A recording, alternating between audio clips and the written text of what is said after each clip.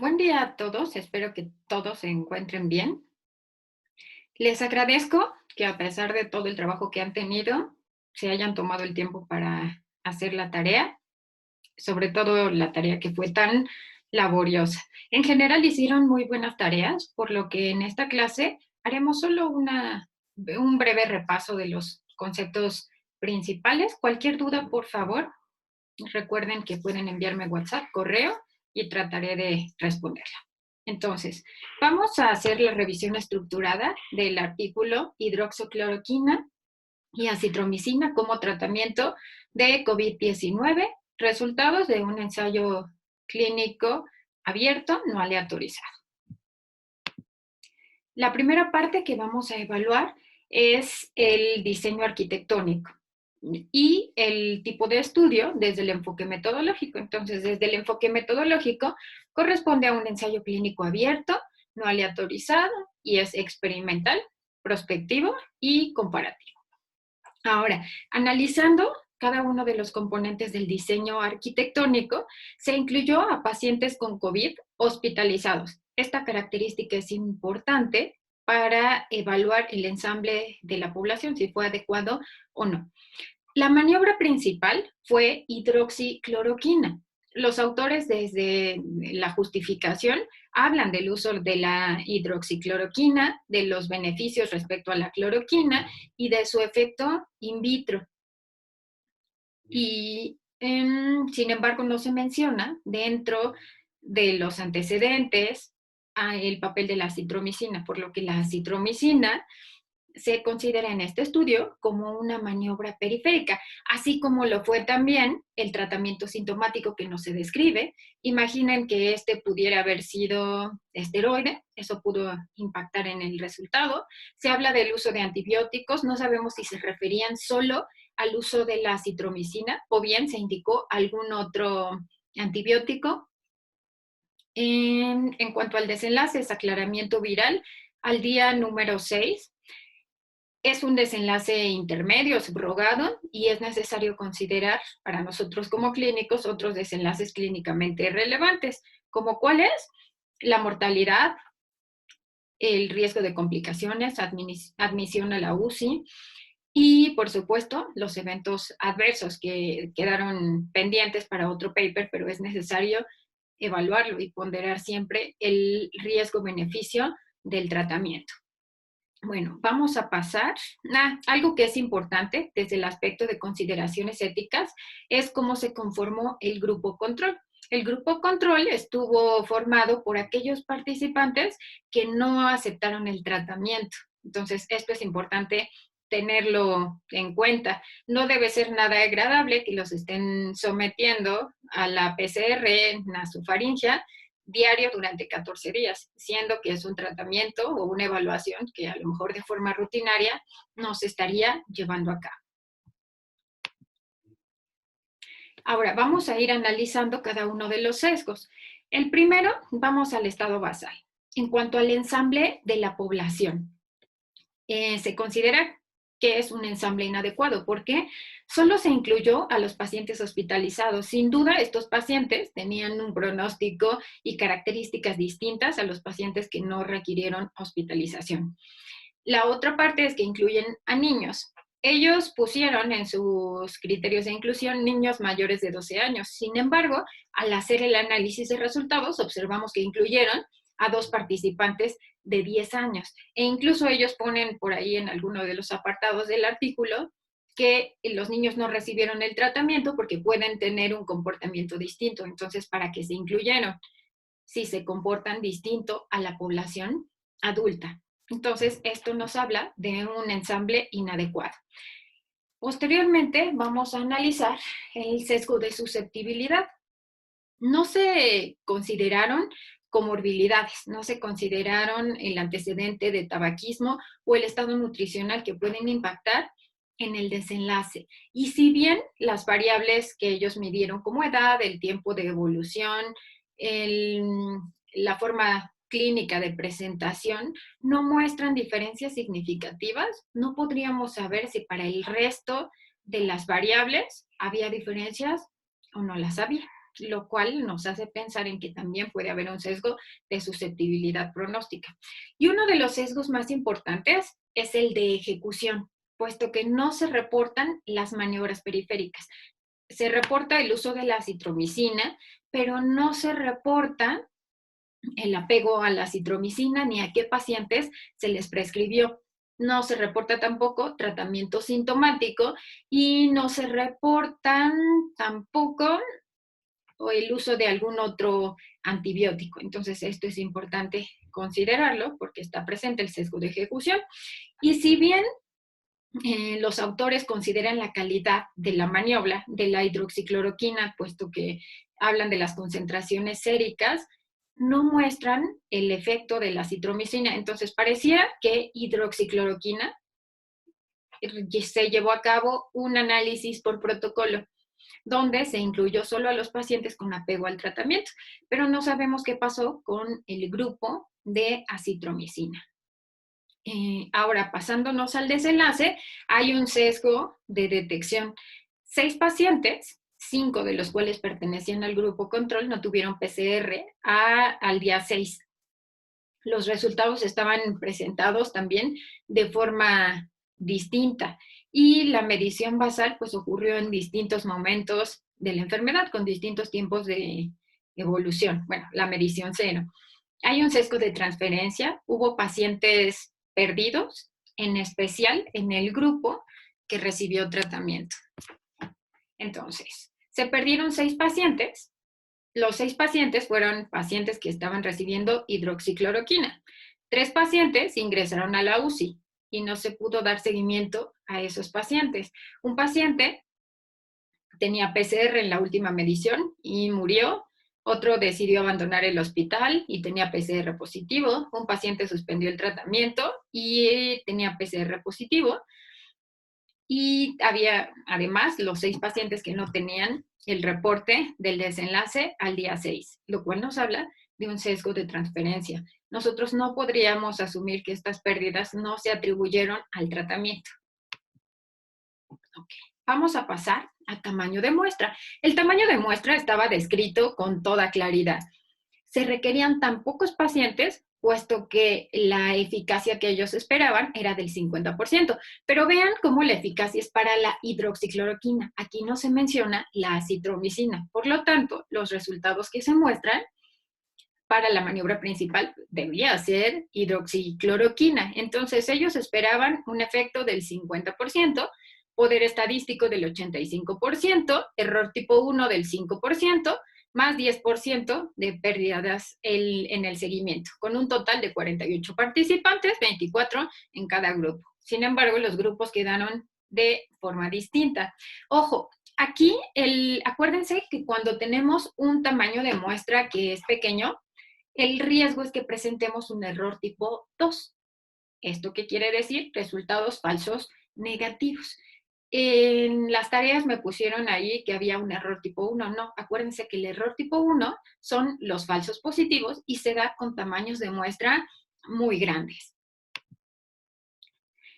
Veamos ahora el apartado de pertinencia de la prueba estadística. Ellos lo plasmaron así. Las diferencias se evaluaron con chi cuadrada, t-de-student para variables cuantitativas. Pues esto no nos está diciendo absolutamente nada. No nos dice qué grupo se está comparando ni cómo va a evaluar su medida de asociación, cómo va a evaluarse el efecto de la hidroxicloroquina en el desenlace. Entonces, es importante ir detallándolo con toda claridad, empezando por el estado basal. Aquí tendría que haberse contemplado que se iban a analizar las características del estado basal de acuerdo a la maniobra con chi cuadrada, señalar qué variables requerían chi cuadrada, t-de-student o u de acuerdo al tipo de distribución. Y finalmente, para contrastar la maniobra contra el desenlace, chi cuadrada, y como medida de asociación para un ensayo clínico es el riesgo relativo. Entonces recuerden que en estudios que son longitudinales, mi medida de asociación va a ser el riesgo relativo. Y si son estudios transversales o bien de casos y controles, entonces vamos a calcular OR. Ahora bien, ¿cómo vamos a presentar los resultados.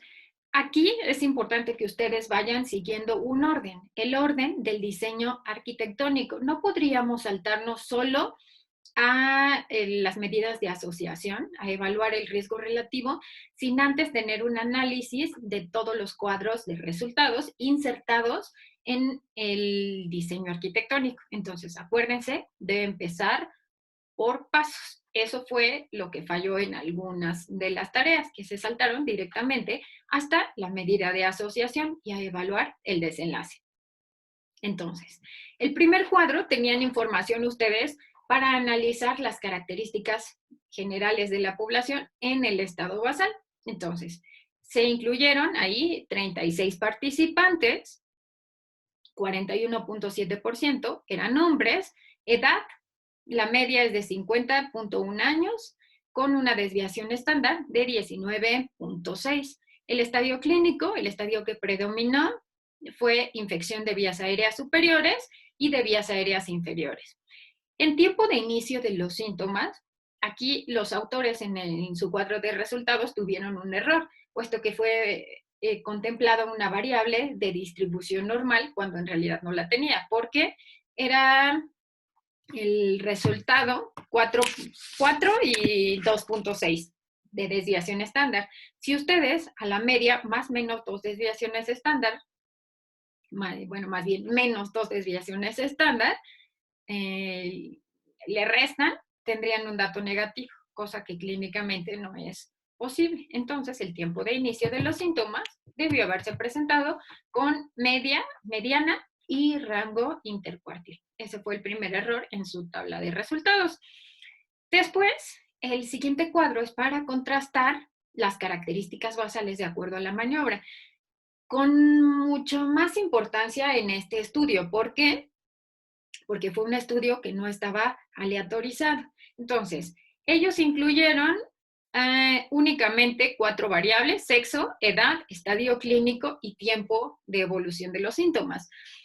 Pero no sabemos qué pasó con otras enfermedades, la presencia de comorbilidades, EPOC, infarto, asma, diabetes, hipertensión, o bien la presencia de tabaquismo u obesidad mórbida que podrían impactar en el desenlace. Entonces aquí tendríamos que considerar esos resultados con detalle.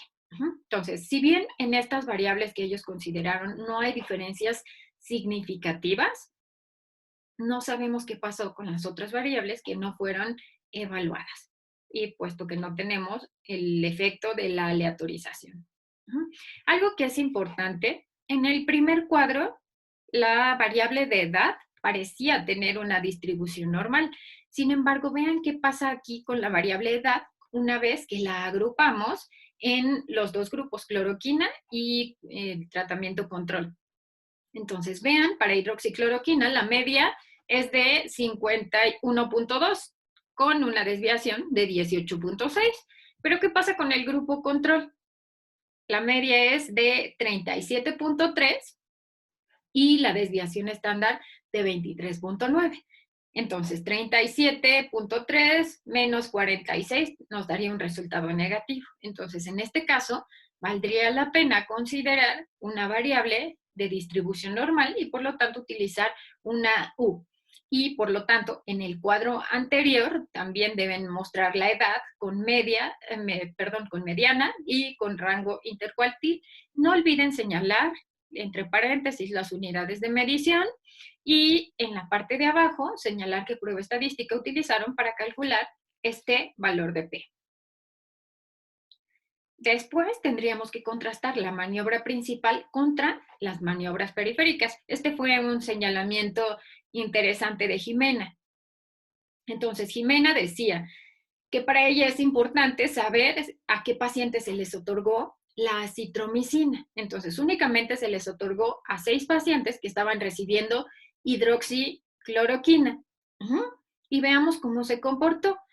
En los pacientes que recibieron acitromicina, no se otorgó a ningún paciente que estaba asintomático. 2 tenían infección de vías aéreas superiores y 4 infección de vías aéreas bajas. Al analizar nuestra chi cuadrada, observamos un valor de P que es estadísticamente significativo.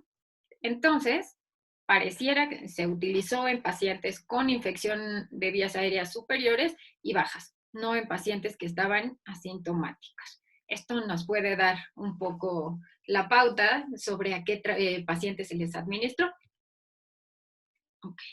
Después vamos a pasar a la evaluación de la maniobra contra el desenlace. Entonces, para hacer este cuadro de 2 por 2, acuérdense que siempre en las columnas va el desenlace en este último cuadro de resultados. Entonces, el desenlace, aquí yo codifiqué aclaramiento viral y sin aclaramiento viral, hidroxicloroquina contra el grupo control. Aquí teníamos una incidencia de la enfermedad 68.4 en los expuestos y una incidencia de 18.2 en los no expuestos. Esta diferencia absoluta de riesgo es aproximadamente de 50%. Si sacamos el número necesario a tratar, es 1 entre esta diferencia de casi 50% y nos da un número necesario a tratar de 2. Si vemos el riesgo relativo, es de 3.7 con un intervalo de confianza que va de 1.03 hasta 13, con un valor de P que es estadísticamente significativo. Entonces, en este análisis, parece que la hidroxicloroquina tiene un beneficio. ¿Cómo interpretamos el riesgo relativo? En este caso, la administración de la hidroxicloroquina aumenta la probabilidad de tener aclaramiento viral. Nos da un riesgo de 3.7 o si lo contrastamos con el valor de referencia, tenemos un riesgo 2.7 veces mayor, una probabilidad mayor de 2.7 de presentar aclaramiento entre los pacientes controles, cuando se compara con los controles. Ahora bien, vamos a ver cómo les fue a los pacientes que recibieron acitromicina más hidroxicloroquina. Aquí, los 6 pacientes que recibieron acitromicina al día 6 tuvieron 100% de aclaramiento viral, en comparación con los controles que tuvieron un aclaramiento viral del 37.5%. La diferencia en cuanto a las incidencias 100% y 37.5% es de 62.5%. Por lo tanto, 1 entre 0.625 nos da un número necesario a tratar de 1.6. Aquí pareciera que es mejor la acitromicina. Veamos el riesgo relativo.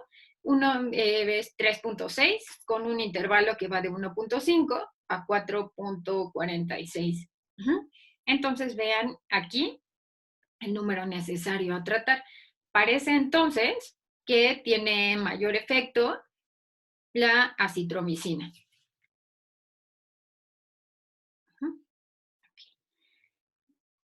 No teníamos un mayor tamaño de muestra que nos permitiera hacer un análisis multivariado. Pero ahora vean, lo correcto era expresarlo en riesgo relativo, pero quiero que vean algo que es importante. Vean, si yo calculo el OR mediante un modelo de regresión logística, vean para hidroxicloroquina, el OR es de 9.7 y va el intervalo de confianza de 1.5 a 59. Este intervalo es amplio por el tamaño de muestra. Entonces, vean cómo se magnifica el OR respecto al riesgo relativo. Entonces, esta sería una manera de presentarlo. Pero ahora vean qué pasa cuando yo evalúo en el modelo multivariado el efecto de la hidroxicloroquina y la acitromicina. Vean cómo cuando yo evalúo estos dos tratamientos, la hidroxicloroquina pierde significancia estadística. Entonces, pareciera, al meter los dos al modelo multivariado, que la que está teniendo el efecto es acitromicina. Por supuesto que aquí no me lo pudo calcular. ¿Por qué? Porque al hacer la tabla de 2 por 2, teníamos un 0. Entonces, vean, esta es la tabla de 2 por 2 y aquí había, porque había la presencia de un 0.